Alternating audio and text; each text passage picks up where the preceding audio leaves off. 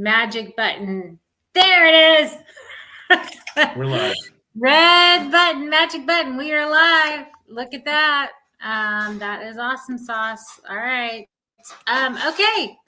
Welcome everybody to the Data Center News Show. And I've got folks in the house. Why don't you introduce yourselves? We'll start with Jay. Go ahead, Jay. You, Amy, I really appreciate it. My name is Jay Huzzy. I'm the Director of Sales here at H5 Data Centers in Northern California, and my job is to drive sales to our 27 locations in the U.S. Thanks for having me. Yes, and Mike. Hey, Mike.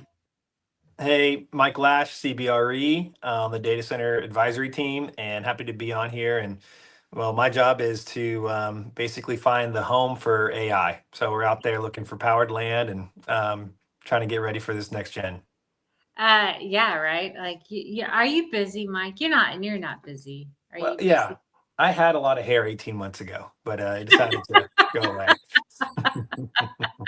You had all the hair. Yeah, I know, right? I mean, it's a little crazy now, I hear. I mean, Yeah. as far as it's all I keep seeing in the news is, oh, this site here and that site there, and oh, it's a billion site here and all this other stuff. And I find it's an interesting time for you guys. Like it's a good time to be in data centers, for sure. Yes, it is. Did I Yes, lose it you? is. No, we're here. All right. Yep. Let's talk through a couple of stories. So the first news kind of stuff I want to talk about is obviously Trump. So I don't know if you saw, but Trump just had a press release, or they just had a press release talking about their 1 month in office. It's been 1 month today. This is their 1 month anniversary and all the progress that they've made in 1 month. And so, and they were going through and they were just, they're listing off, we did this and we did that and we did this and we did that. And we patting themselves on the back. We're awesome. Right. So some of the things that they are talking about though, is around just, obviously they're laying off a lot of federal workers. They're the ones that do get to stay, got to return to office.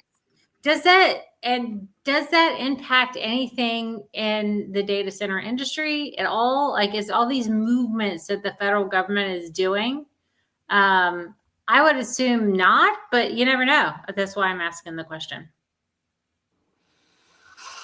I think that they could have an impact. I mean, if you take away some of these, some of the different economic things that the government is doing for data centers and for data center space, I mean, if you take that away, or if you don't have the folks there to help work that, then it makes things a lot harder for data center companies to do things. So yes, I think they will ultimately have an impact, and it depends on the scale and the nature of the layoffs, to be honest with you.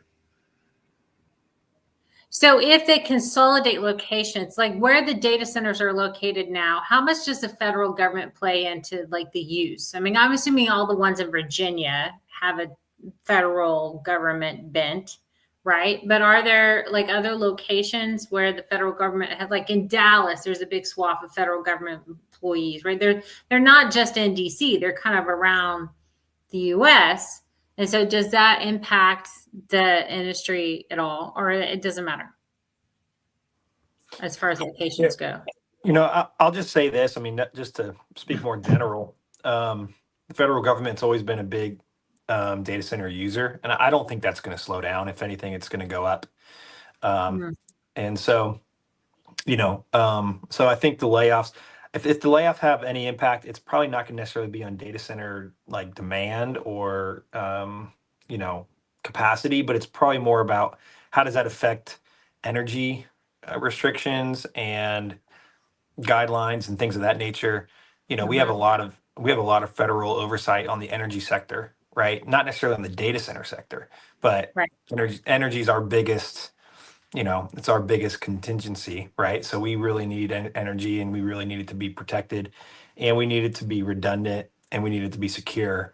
So for me, I mean, this is just me personally speaking, outside of anything else who I am on a business standpoint, is, are we going to get rid of folks who keep the lights on, so to speak? And I mean that in every literal sense. And Right. is that going to be a problem if there's the hydro guys, or they hydro is working great, let's get rid of those guys. How's that hydro energy going to affect the grid? And the grid in America besides Texas is all interconnected, right? And so you have to be careful when you might change a lever here and see how that might impact us downstream. So that's where my mind goes. But to answer the question with more of a point, I don't necessarily think it's going to affect our day to day and looking for sites and looking for new development on that, specifically on that piece of it. I think if anything, it's what the current administration has mentioned about new development and needing more data center. I think they're trying to get rid of some of the red tape to make that happen quicker. Interesting. Yeah, that makes sense. I mean, obviously, you don't expect them to lay off any Department of Energy employees, right? I mean, they're going to consider them. I don't know. I mean, you never know. You never know. I wouldn't go that far. Yeah. Yeah. We'll kind of see how it shakes out. It's kind of a TBD. Yeah, the theme from this press conference earlier, and it was just was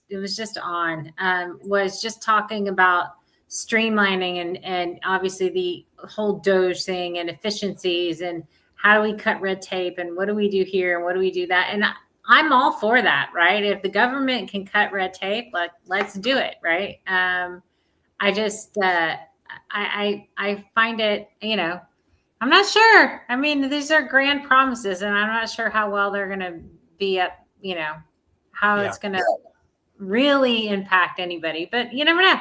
Never know.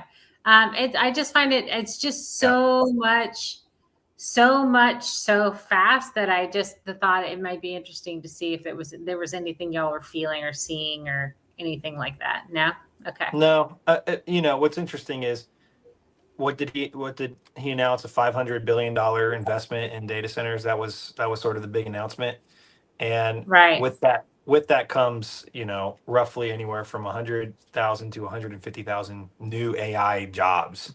And so you would imagine that it's actually going to help, maybe the cuts are going to realign and there'll be, if you're laying off a certain amount, you're hiring a certain amount to handle this new digital infrastructure that's focused around AI. So I think, if anything, we're going to probably see more focus from the federal government in our sector than less. Yeah, I think I'd agree with that. It also, you never know. I mean, the people that get laid off by the government, they could be IT professionals, and it could add more IT professionals into the market of, for private companies or for, bigger, non-government data centers. So it might be something that actually helps the talent pool. That's one of the things in this industry that's very difficult to manage, is the talent pool of IT professionals, because they're few and far between. Yeah. So one thing that really hasn't come up and that they haven't talked about yet is this whole thing around net neutrality. And way back in the day, in his Trump 1.0, he basically abolished that rule. So which basically the whole thing around neutrality was the FCC kind of controls the internet service providers, right? So during Trump 1.0, he abolished that. And then when Biden came in, he reinstated it. So having the FCC cover the internet, or it's determining on who gets internet, or however, it's just more regulation around the internet. I'm assuming that would have some sort of, I don't think it hasn't slowed down the data center industry at all. I don't know if it's a much ado about nothing, or if Trump will realize that there's a threat there, and then we have to revisit this whole net neutrality conversation. I don't know. Have y'all heard anything about that? No? All right. No, go ahead. Not really. I mean, it's just really the net neutralities promote fair competition, right? I mean, they allow people to build different products and hopefully sell them without them being throttled back or not being able to get to the front of traffic. So they have definite benefits for ISPs and data centers in that they can expand business, they can offer more products, they can do different things that are make it fair for everyone. So I think those net neutrality laws are important. Yeah. So it's a good thing that they're there. I'm not sure why he abolished them in the first term. I don't know what that was all about. And I was trying to read the story and to really understand it. But sometimes you start reading these articles, and I mean, look, I'm not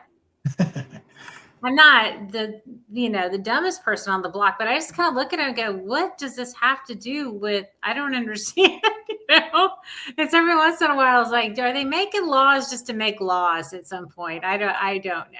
I mean, I'm sure there was a reason behind it. So I don't know. I'm not sure what his reason was to cut them. It seems to me that they make sense in a free market to help with competition and all those things. So I don't know why he would have cut them in the first place, but it does make a level playing field for data centers and ISPs when it comes to the different services that they offer and content that they can deliver, those types of things. Yeah. Okay. Makes sense. All right. Well, then that's probably why nothing's happened to it, because he was doing all sorts of things with everything else. So you would think it would have come up on the chopping block at some point. All right. Well, now that he owns Truth Social, I think he wants to make sure those are there so that he can continue to push his content. So that may be why he's not touching them. There you go. Very, very true. It's got to be free for everybody, whatever content they want to produce out of that. Even so the president can make millions, right? Exactly. For sure. Exactly. For sure. All right. So there's other topics. Obviously, if you are going to talk about data centers, you're going to talk about power, because they just kind of go hand in hand. And so Bloom Energy, which my understanding, they make fuel cell generators, has there was an article out about how they developed their partnership or sold Equinix more fuel cells, up to 100 megawatts of that. And so that's interesting. That's expensive energy, though, right? As I understand it, it's like 13 cents a megawatt or something. So I'm assuming it's just a supplement source of energy. Jay, have y'all used any Bloom stuff at your stuff? We haven't. No, we haven't. It's really a backup system for your infrastructure. But we haven't used Bloom Energy. No. Mike, have you seen her in any of your deals? Yeah, we have. And there's a couple of folks like these that, to Jay's point, were originally for backup. And they were sort of, they were designed to be permanent in place, and you would just have them as a backup versus maybe even having generators. It's kind of like a grid backup. Yeah. But because it's taking so long to build substations, and there's transmission capacity constraints, you're starting to see Bloom become primary, or just the groups like that. And we would call them on-prem generation, right? That's the name of it. So, so we're has anybody figured it out completely? No. Is there multiple projects, probably a dozen plus projects happening across the United States right now? Absolutely. And we'll see, because, as circuits and, as utilities start to better understand and forecast what the future is going to hold, they're going to get better at ordering circuits and ordering breakers and transformers, and then, so they're going to be able to speed up their timelines. And so, I think that we've nicknamed that group the Bridging Power Plus is really what it is. Because what they'll do is they'll bridge power to a site for an extended period of time. And it's TBD whether they're going to just pick up and leave by the time the grid catches up, or do they just plug into the grid right there and become sleeved in with the rest of the utility. So we'll see. It's kind of TBD. And, if you think about it, the power of the grid is that you have redundancy sort of built in, right? So with Bloom, with like those Bloom guys, they need to have that redundancy sort of built in on their little, and it's not little, by the way, but it's on their project.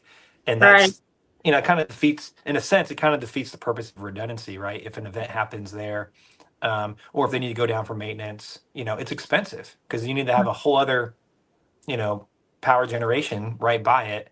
And you know, so that's why everyone's trying to figure it out right now. But you know, it's attractive if you can get power. The quantum of power that those can deliver can be up to 600 megawatts if you build, you know, like a massive combined cycle, you know, gas turbine plant. Not to say that that's what Bloom's doing per se, but you know, or as little as, you know, 20 megawatts. So Mhm. it just really depends on, it's project specific, and you have to, you know, you have to be able to pay and make the economics work. But we see them really serving a purpose in the next, call it 2 to 5 years, until the utilities can all catch up and really catch their breath and Mhm. understand what the future is going to hold. So very exciting times for those guys. Mike, Yeah. are you seeing their dollar per kW H from those systems like Amy alluded to? Are they around like 13 or 10 or 13 cents a kilowatt Yeah. hour? Yeah, they are. I think they're, I mean, you know, we don't have exact details on that Yeah. that I could speak to. But you know, what's interesting is if it's technically behind the meter type stuff. So it's really the cost of gas. So Yeah. you Yeah. just, you kind of just can keep your finger on the pulse of that.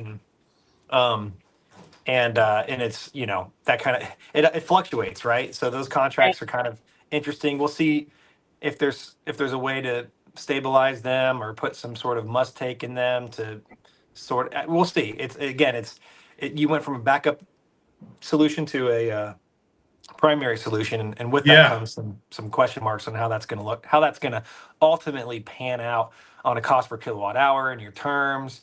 And you know, is it interruptible? Is there a, how much is your percentages your must take? So you know, all TBD. Yeah. Gotcha. Is there a sense out in, obviously, Jay, on your side or any sort of data center developer side, that there's an urgency, like you got to get a project done and you got to get it done quickly, otherwise you might miss a window? Or is it we'll get it done when we get it done because there's always going to be a need and we'll just get it done when we get it done? I mean, is there any sort of time pressure or anything that people are feeling? And what's driving that?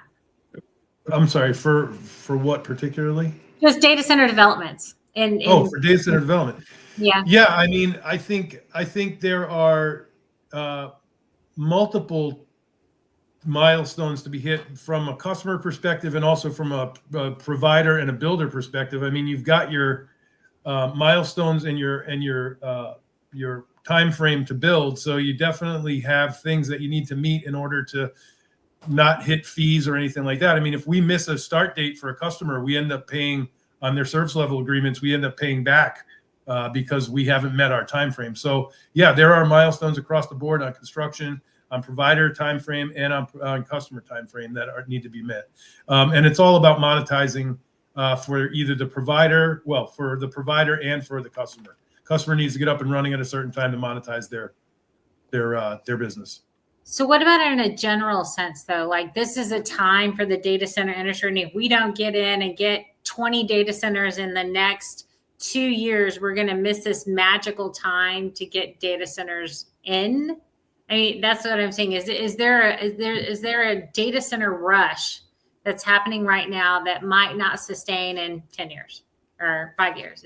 Yeah, I think solely around AI and high performance compute, there is. People are looking, like Mike alluded to originally, what his job is: find power or powered land that customers can then contract on and build on.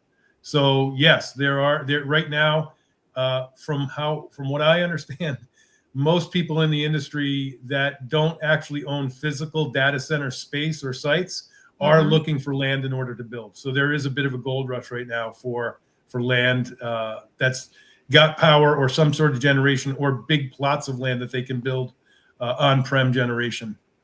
But it's a finite set of time. I guess that's what I'm trying to get to. It's hard to say. It's hard to say how long this is going to last. It's hard to say. I mean, there will be an ebb in this at some point, but I have no idea when it's going to end. Right now, it seems like every day there's something new coming out that people are trying to try and catch up to. Yeah. So right now there is an urgency to get out there and find space and power.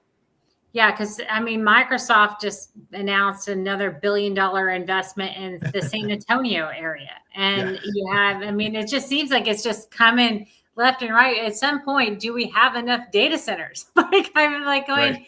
is it the rush right now? And in 5 years, we'll be flush with data centers and we're not going to need them anymore. That was what I was Well, trying. I don't think that that's going to be the case, simply because the folks that are out doing this right now are not spec building 300 megawatt or 400 megawatt buildings. They are building them with customers that are basically signing, a contract for 10 years or whatever they're signing in Right. order to build that space out. So I think that you'll see those places pop up, but they'll be occupied, and there'll be more that need to come up over time. Okay. So yeah, so they don't push dirt until they've leased it. Is that what happens? Pretty much? Well, Go ahead, yeah, Mike. sure. So, I mean, yes and no. Before Yeah. the AI craze, we would, groups like Jay would spec build a data center, quite often, and that was to serve co-location, right, or single tenant, depending on. But regardless, it's either a multi-tenant or a single tenant data center, and that business, historically has grown anywhere from 12 to 15% year over year. So Yes.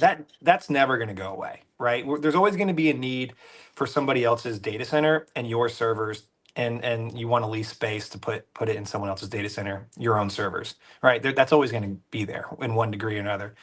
But AI, some people are predicting that AI is going to end up being about 70% of all data center capacity by the year 2030, which isn't that far away.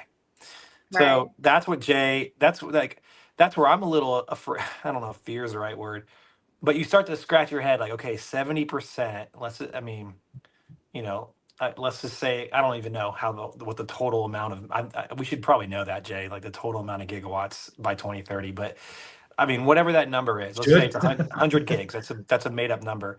But 70 gigs, like what, like that, there's not, if we're growing 12% for even, and then you add cloud, but Right. still, I mean, it's going to take a while to catch up to that, but eventually we will. I don't see data centers going away, not even close. It's just going to continue to grow and Mhm. shift and change. I mean, unless some massive technology comes around and just says we don't need these things anymore, we're going to keep data in the live trees. I'm just trying to think of what could change it. But until then, Maybe in the literal clouds. It's going to be in exactly. clouds, It's like in- rain yeah. droplets or Yeah, something. This is the Yeah. best we got. This is the best we got, and so it's it's the lifeblood of technology. So.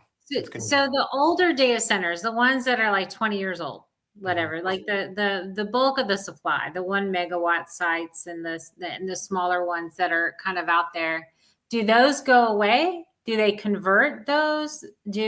No, they're just happy as clams doing their little 1 megawatt stuff and they're good.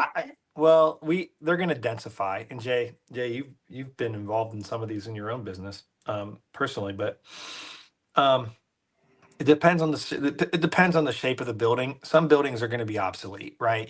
Things have gotten denser, so it's not just the clear heights of the building, but you're like, do I have enough cooling for this building? And can the floor load handle this heavy of a floor load with these new GPUs?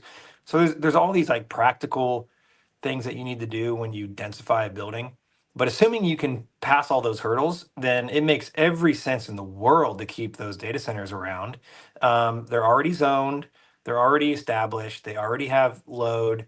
That the utilities have already written them off, so those substations are paid for.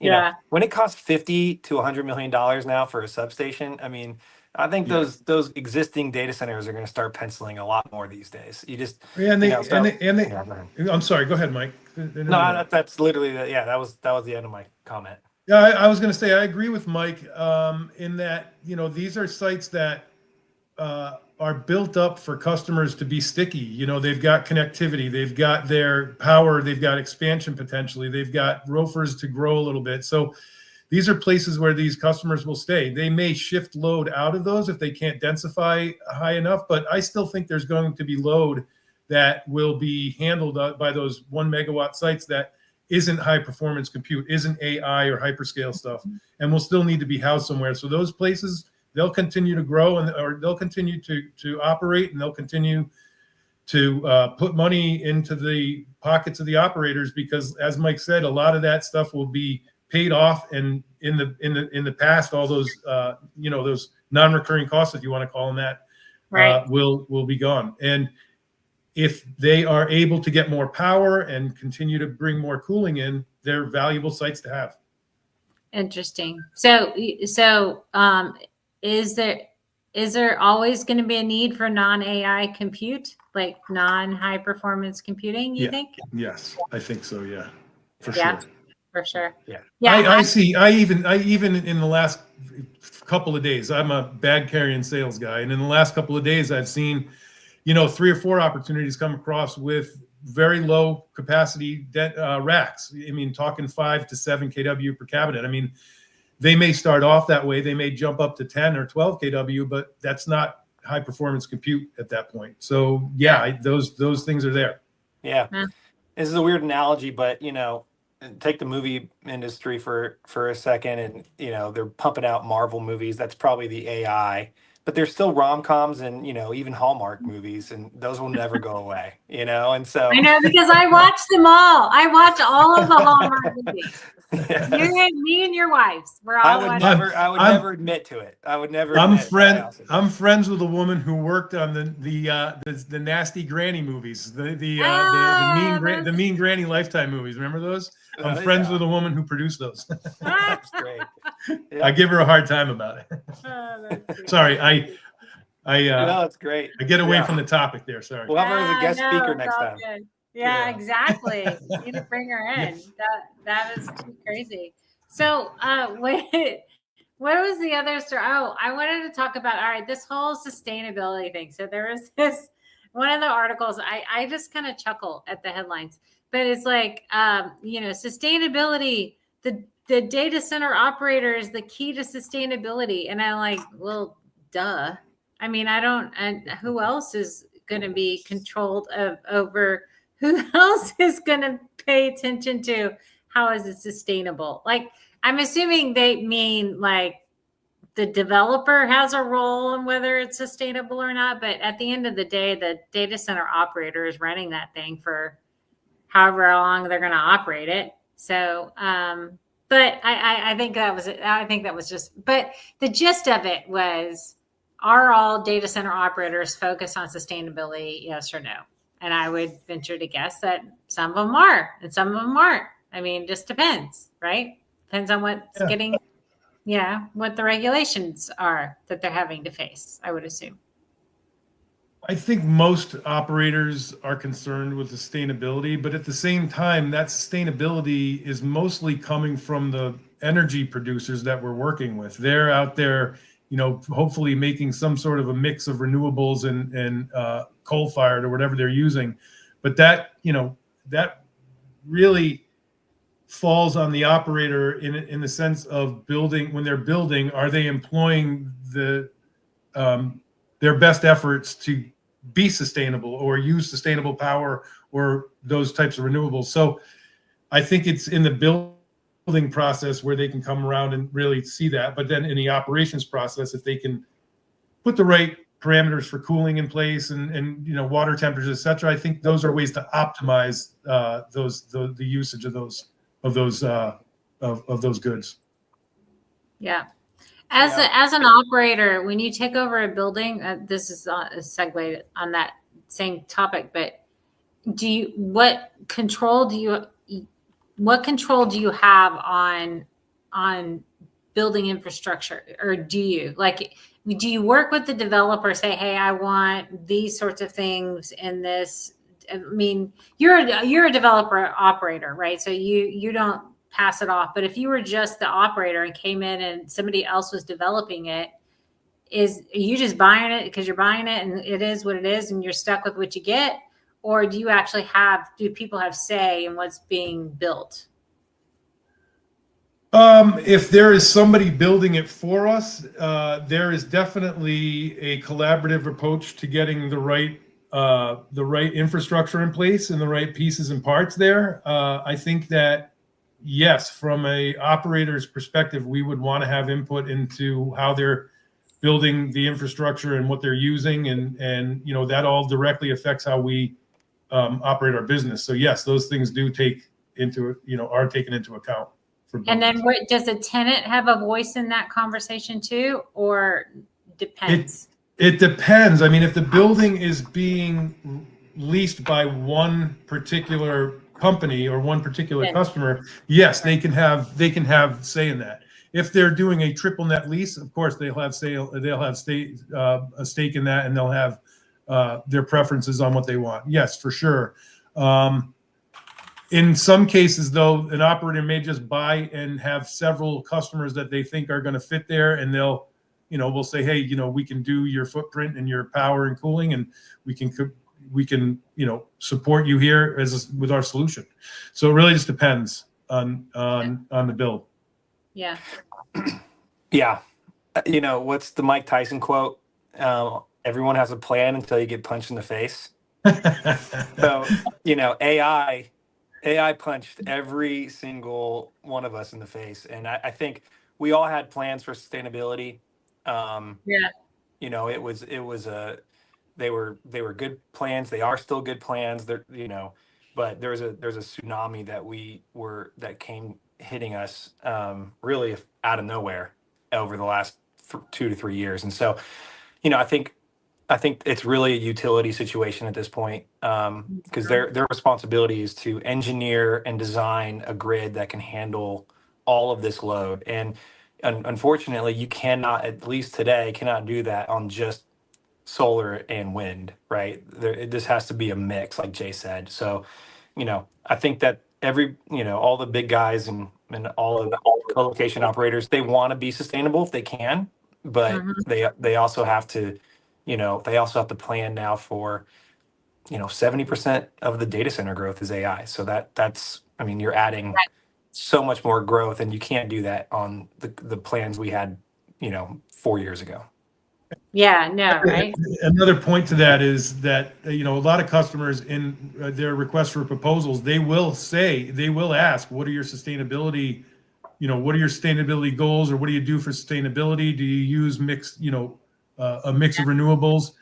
And really, again, we go back to our utility and kind of get that information, because as Mike suggested, they are responsible for that use and for clean use of power and providing reliable power. Excuse me. Right. So power source is one sustainability initiative, right? If you can do a mix of renewables. And then I'm assuming optimization of the building itself is another one, right? Where you're doing like liquid cooling or whatever it might be. And then, you know, maybe using AI. So that one of the other articles is about how using Gen AI for data center. If AI is causing the problem, can AI solve the problem, right? So we're talking about using Gen AI to for sustainability initiatives in data centers. And I find it interesting. One of the quotes in there talks about, yes, AI is driving a lot of the demand. And it said that it's estimated that 90% of businesses globally plan to implement some sort of robotic automation. 90% by 2030. So can you imagine the data load that's going to be required at the data centers for everybody to run their robots on their businesses? Like, kind of alluding to that last week, Amy, when we were talking about the extra load that AI is going to add to the grid. And I mentioned that humans will be out there doing their searches or whatever they're doing in order to, you know, run their, you know, servers that way. But there will also be AI doing their thing in the background, adding more data and, you know, performing whatever they perform. So yeah, I think that will definitely have an impact. I don't think if I've seen the numbers, but the robot requirements for AI, like there's a human requirement for AI, right? Like you do a ChatGPT search is 20 times the power of a Google search, whatever it might be.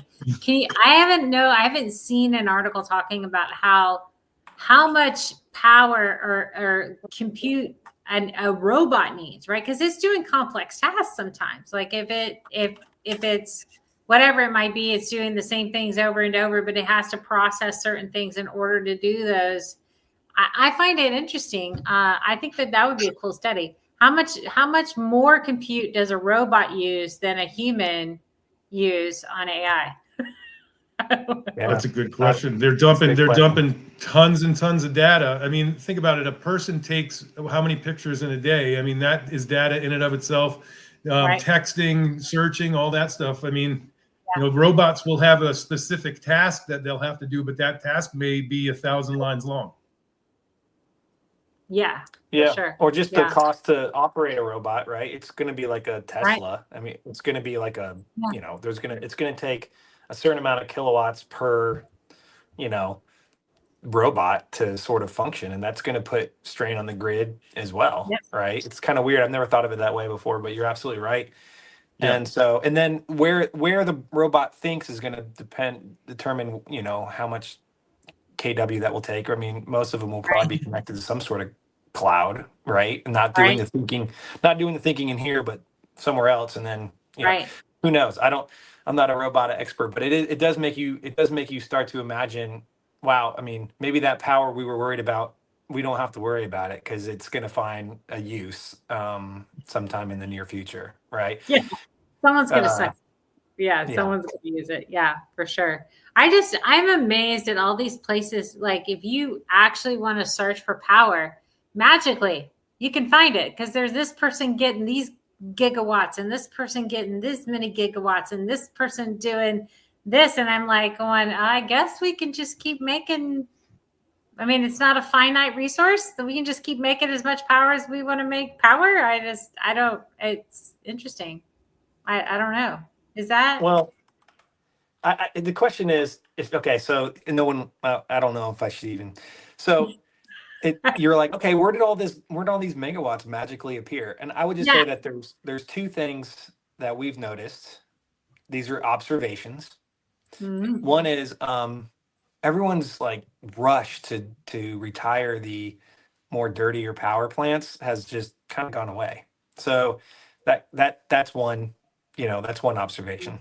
So, take for it what you will on that one, which I think is, at least in a short term, a good thing to handle the demand.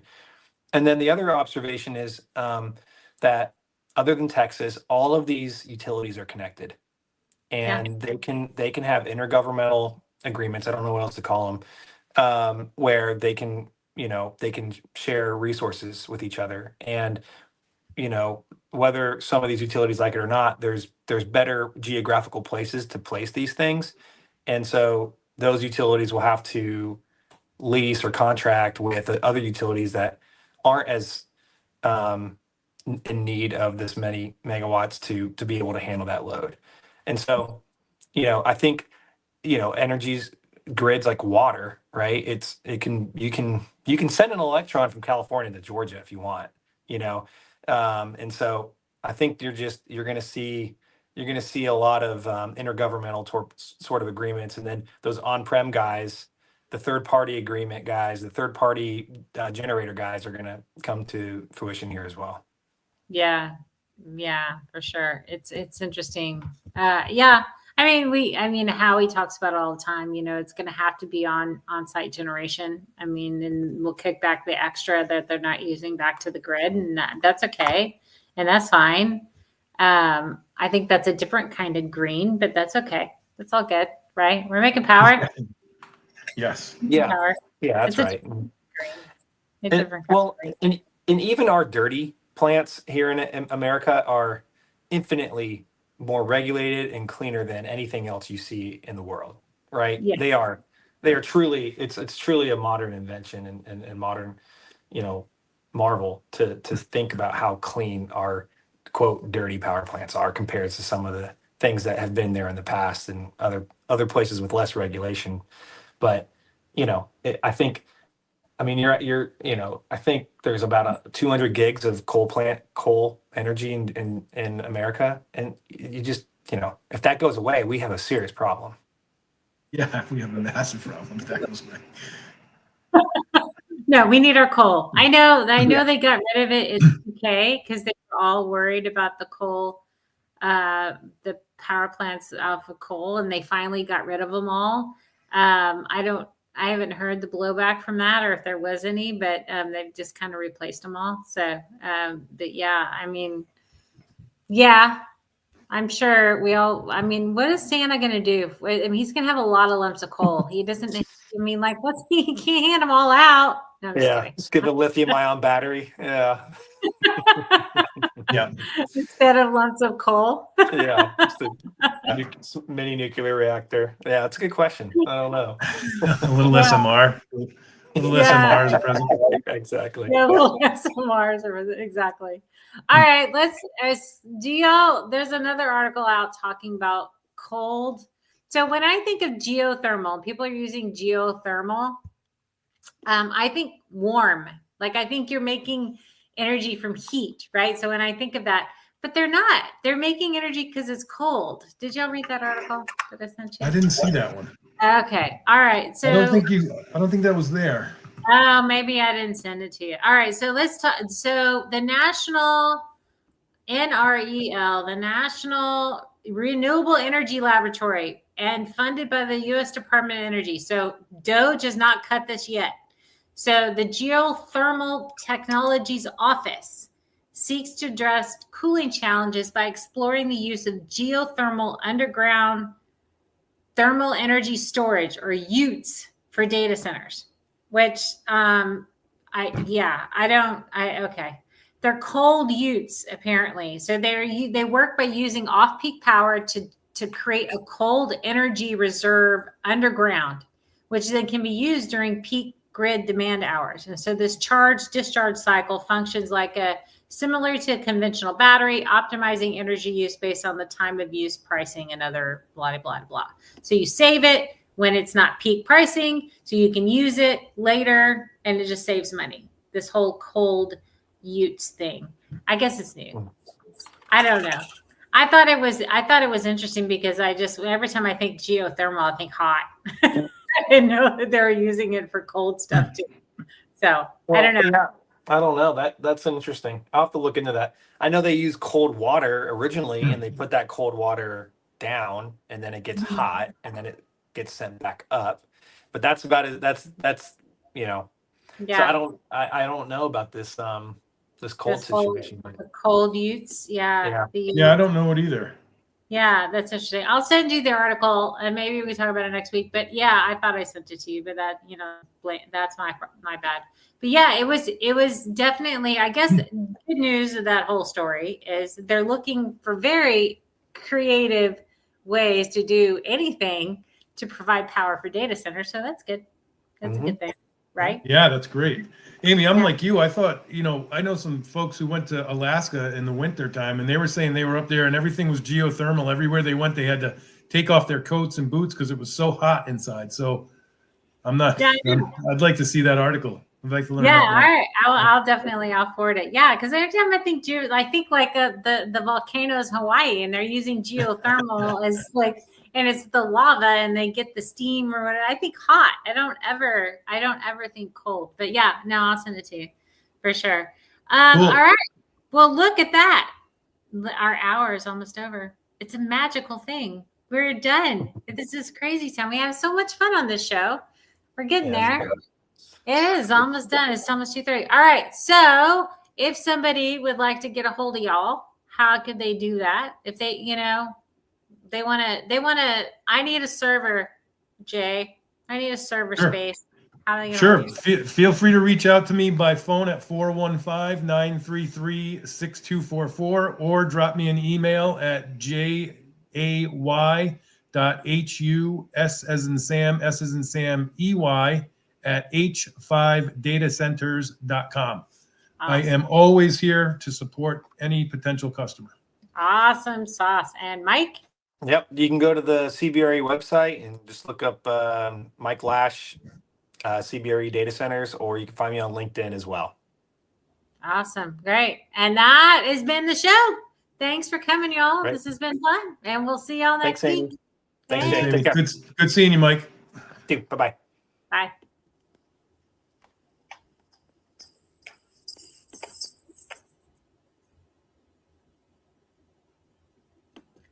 keep trying to press end stream, and there we go.